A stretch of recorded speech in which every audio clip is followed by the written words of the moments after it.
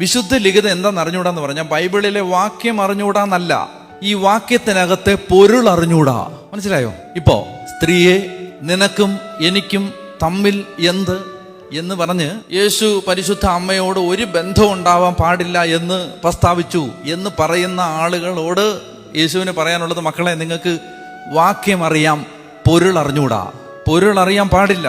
അതാണ് അതിൻ്റെ എനിക്ക് ഒട്ടും മനസ്സിലാവാത്ത ഒരു കാര്യം. അതായത് ജീവിച്ചിരിക്കുന്ന ഒരു മനുഷ്യന് സ്വന്തം അമ്മയോട് ബഹുമാനം ഉണ്ടെങ്കിൽ മാതാവിനെ ദുഷിച്ച് പറയാൻ പറ്റുമോ?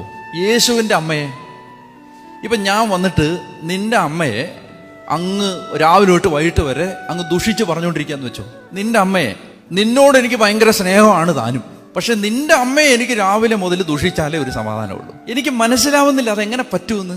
ഒന്നുകിൽ നിന്നോട് എനിക്ക് സ്നേഹമുണ്ടെന്ന് പറയുന്നത് നുണയാണ്. നിന്നോട് സ്നേഹമുണ്ടെങ്കിൽ നിന്നോടും നീയുമായി ബന്ധപ്പെട്ട എല്ലാവരോടും എനിക്ക് സ്നേഹം ഉണ്ടാവും, ഇല്ലേ? നിന്നോട് എനിക്ക് സ്നേഹമാണ്, അല്ലാതെ നിന്റെ അമ്മയെ എനിക്ക് പറ്റില്ല എന്നൊക്കെ പറയാൻ തുടങ്ങിയാലോ? ദുഷിച്ച് പറയുന്ന ഒരാൾക്ക് യേശുവിനോട് ബഹുമാനം ഉണ്ടെന്ന് പറയാൻ പറ്റുമോ? ഒരിക്കലും. അയാൾ എത്രമാത്രം അത്ഭുതങ്ങൾ പ്രവർത്തിച്ചാലും അയാൾ പരിശുദ്ധാത്മാവിൽ നിന്നല്ല.